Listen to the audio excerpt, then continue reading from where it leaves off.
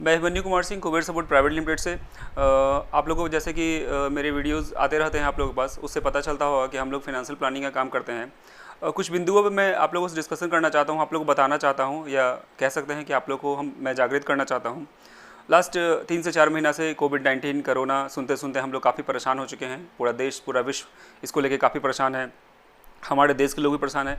आखिर ऐसा क्या हुआ कि इन 3 से 4 महीना में इतना प्रॉब्लम हो गया कि बहुत लोगों के पास खाने का पैसा नहीं है? क्यों? आखिर इसका रीज़न क्या हो सकता है? हर लोग काम कर रहे हैं, हर लोग कमा रहे थे, आखिर ऐसा होने का रीज़न क्या था?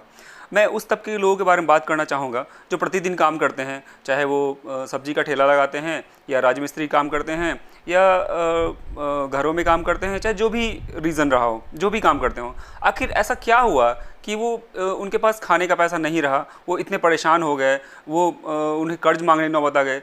रीज़न एक ही है, वो लोग कमा तो रहे हैं, खर्च तो कर रहे हैं, लेकिन वो बचा नहीं पा रहे हैं, वो एक भी पैसा सेव नहीं कर पा रहे हैं। क्या ये संभव नहीं है कि जो लोग हर प्रतिदिन काम करते हैं, 100 रुपये कमाते हैं, 200 रुपये कमाते हैं, 300 रुपये कमाते हैं, क्या वो अपने कमाए हुए राशि का 10% बचा नहीं सकते हैं? पॉसिबल है, बिल्कुल पॉसिबल है, लोग करना नहीं चाहते हैं। आज मैं 7 से 8 सालों से माइक्रो फाइनेंस एक्टिविटी से जुड़ा हुआ हूँ। मैंने लोगों को कर्ज लेते देखा है, और लोगों को कर्ज के लिए छटपटाते हुए देखा है कि लोग किस कदर अपने कर्ज को लेने के लिए छटपटाते हैं, लेते हैं और उसे देते भी हैं। लेकिन लोग को मैंने ये नहीं देखा है कि वो अपने कैलकुलेशंस कभी लेते देखा नहीं है, न हम लोगों से कभी बात करते देखा है। अगर वो 10,000 कमा रहे हैं तो क्या वो कर्ज लेने से पहले सोचते हैं कि हमें 5,000 तक का EMI लेना है? बैंक बोलती है कि किसी भी बंदे को, ऐसे बंदे को लोन मत दीजिए जिनकी कमाई 10,000 है, तो उससे 50% ज़्यादा का उनका EMI नहीं होना चाहिए। क्या एक नॉर्मल आदमी इस चीज़ को समझ नहीं सकता है? क्या ये कोरोना दोबारा नहीं आ सकता है? क्या इस तरह का डिजीज़ दोबारा नहीं आ सकता है? तो लोग इस बात को समझ नहीं पाते हैं, लोग अपने कैलकुलेशन को देख नहीं पाते हैं। वो लोग कमाते हैं, खर्च करते हैं, कमाते हैं, खर्च करते हैं, और उसी का ही रीज़न है कि लोग आज इतना फिनेंशियल इरेगुलरिटीज़, इतना वित्तीय अनियमितता को लोगों को सामना करना पड़ रहा है। तो मैं सारे लोगों से यही कहना चाहूँगा, खासकर वैसे लोग जो प्रतिदिन कमाते हैं या जिनकी कमाई कम हो, चाहे वो 10,000 महीना कमाते हों, या 5,000 महीना कमाते हों, या 100 रुपये प्रतिदिन कमाते हों, या 1,000 रुपये प्रतिदिन कमाते हो, वो बचत की आदत को डालें। वो जो भी कमाते हैं उसका कम से कम 10% बचत करें प्रतिदिन, चाहे वो FD के रूप में करें, या RD के रूप में करें, या गुल्लक में डाल के करें। कोई ज़रूरी नहीं है कि आप कम कमा रहे हैं तो जब मैं हमारे एडवाइज़र्स लोगों के पास जाते हैं LIC का प्लान करने के लिए, म्यूचुअल फंड का प्लान करने के लिए, RD का प्लान करने के लिए, सेविंग बताने के लिए, लोग बोलते हैं मेरे पास पैसे ही नहीं है, मैं कहाँ से सेविंग करूँ, मेरे पास पैसा नहीं है।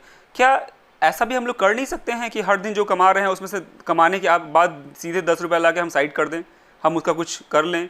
ऐसा पॉसिबल नहीं है? रीज़न यही है कि आज लोग हर लोग सर गवर्नमेंट को दोष दे रही है, गवर्नमेंट ये नहीं कर रहा है, गवर्नमेंट वो नहीं कर रहा है, गवर्नमेंट ऐसा नहीं कर रहा है। क्या आपने कभी सोचा कि हमें अपने कमाए हुए पैसे में से 10% बचाने की आदत डालनी चाहिए? सर आप 100 रुपये कमाते हो तो 10 रुपये उसमें सेव नहीं कर सकते हो?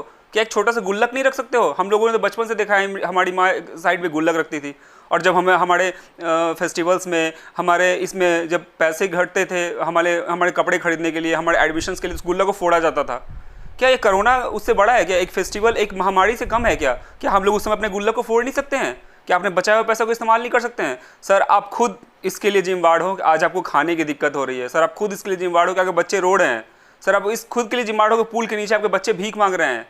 आपको खुद को बदलना होगा, बचत की आदत डालनी होगी, हम लोगों से मिलना होगा, समझना होगा कि हमें किस तरह से बचत करना है, क्या बचाना है, क्या नहीं बचाना है, तभी आप आगे चलते। आपको क्या लगता है कि आज से 5 साल बाद कोरोना जैसी कोई नई बीमारी नहीं आ सकती है?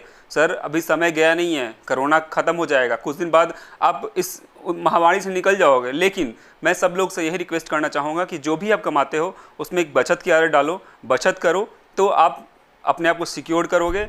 कितना भी कुछ हो जाए, आपको अपने कमाई का 10% बचा के रखना है, ताकि ऐसे इमरजेंसी के समय में आप उसको इस्तेमाल कर सको।